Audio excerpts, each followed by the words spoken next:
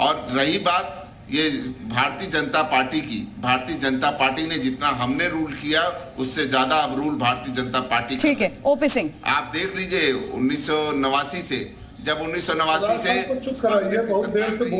कितने लोगों ने राज किया।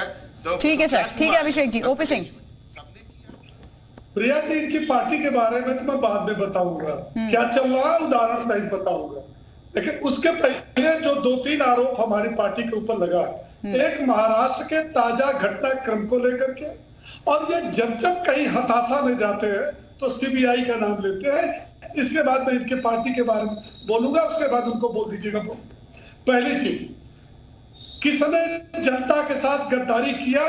महाराष्ट्र का जब विधानसभा चुनाव हुआ तो भारतीय जनता पार्टी और शिवसेना ने मिलकर के किसके खिलाफ लड़ा? कांग्रेस और एनसीपी के खिलाफ। जनता जनार्दन ने क्या किया? 161 विधायकों का स्पष्ट पूर्ण बहुमत की सरकार बनाने का जनादेश दिया। उसके बाद हुआ क्या? ये शिवसेना, यही एनसीपी, यही कांग्रेस जो एक दूसरे के साथ खिलाफ लड़े थे, ये मिल करके इन्होंने सरकार बनाई। उस समय इनकी नीतियां कहीं नहीं थी।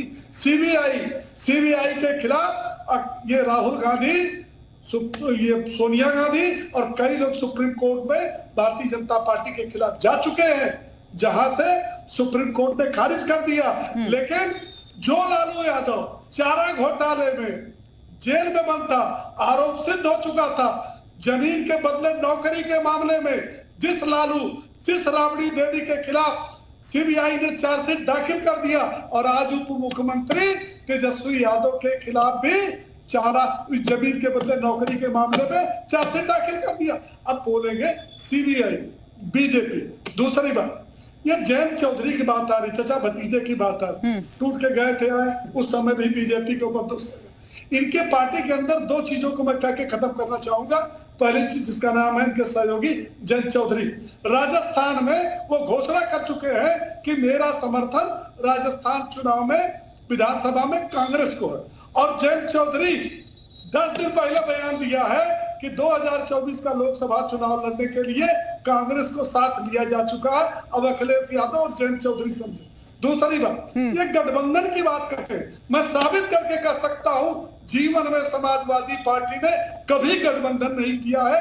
कुर्सी के लिए, सत्ता के लिए अनुबंध किया है, और वो अनुबंध ठीक मतगणना के 3 दिन से 1 सप्ताह के अंदर टूटा है, चाहे वो कांग्रेस के साथ किया हो, चाहे बसपा के साथ किया। तीसरी बात, मैंने पहले ही कहा कि जितनी परिवारवादी वंशवादी पार्टियां हैं, उनका प्रदेश और देश में यही हश्र होने वाला है। मैं उदाहरण के साथ बताता हूं, अखिलेश यादव, शिवपाल यादव, उद्धव ठाकरे, राज ठाकरे, चंद्रबाबू नायडू, एनटी रामाराव, सुप्रिया सुले, अजित पवार, लालू के बेटों का झगड़ा देख चुके हैं, कांग्रेस में भाई बहन का झगड़ा देख चुके हैं। ये क्या है? ये कौन सा राष्ट्रहित है? कौन सी विचारधारा? सचिन रावत, ठीक है सर, ठीक है सचिन रावत जवाब। तब इनकी विचारधारा राष्ट्रहित में मेल खाती है, और अपने बेटे प्रिया जी जिनको अरे ठीक है ओपी सिंह जी, मेरे पास वक्त बहुत कम है सर, मुझे बाइंड अप भी करना होगा, 2 मिनट बचे हुए हैं। साहब बोलिए बात सुन लीजिए। देखिए प्रिया जी, परिवारवाद की बात ये बता रहे हैं, मैं परिवारवाद तो भाजपा का गिना सकता हूं। अरे गिनाने पे बैठ जाऊं तो सुबह से शाम हो जाएगी। परिवारवाद भारतीय जनता पार्टी में कूट कूट के भरा है।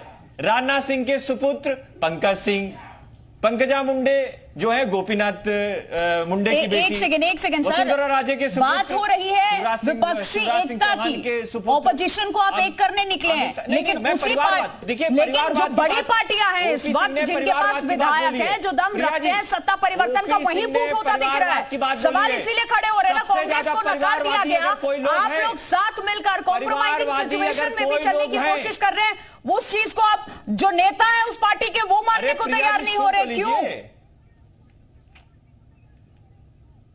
अरे मैं तो परिवारवाद पे पहले बोलूंगा। ओपी सिंह साहब आरोप लगा देते सबसे ज्यादा परिवारवादी लोग भाजपा में भरे पड़े हैं। आप देखिए ना, पूरा सत्ता में अगर उठा के देखेंगे तो सबसे ज्यादा परिवारवादी लोग भारतीय जनता पार्टी में बैठे हैं। उनको मंत्री बनाया गया, विधायक बनाया गया, और ये हम लोगों पे आरोप लगा रहे हैं। आप सीबीआई का डर दिखाते हैं, ईडी का डर। महाराष्ट्र में एकनाथ शिंदे कौन से बीजेपी परिवार से आते हैं? जनता माफ नहीं करेगी। ठीक है, अजित पवार को डिप्टी सीएम बना दिया गया, एनसीपी से आए। बताइए, आज अगर विपक्ष यूनाइट हो रहा है, संदीप श्रीवास्तव, आप लोग इसी तरीके से आरोप लगाते रहेंगे सर, तो फिर आपकी बातें भी नहीं समझ पाऊंगी मैं।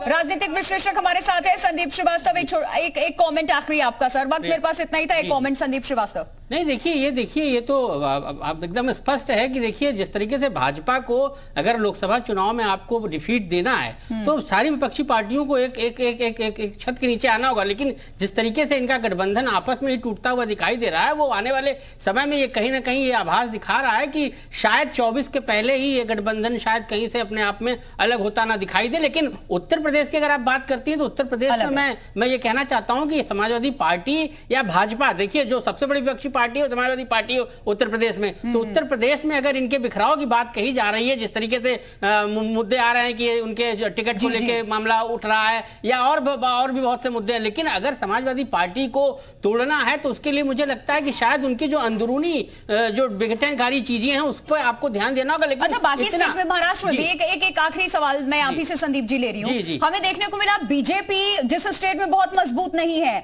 दूसरी पार्टियों को साथ लेकर चंडा, वहां कॉम्प्रोमाइजिंग सिचुएशन में नजर आ रही है और इसी वजह से वहां पर सरकार बना पा रही है बीजेपी।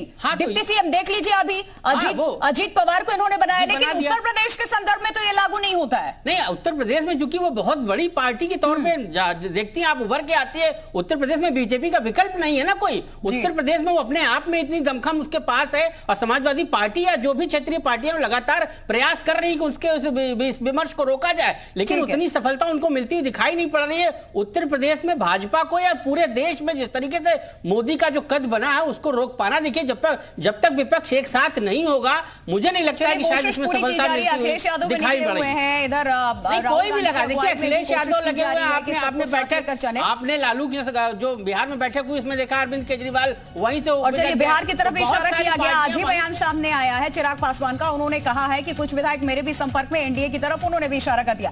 बहुत बहुत शुक्रिया आप तमाम मेहमानों का इस चर्चा में शामिल होने के लिए। वक्त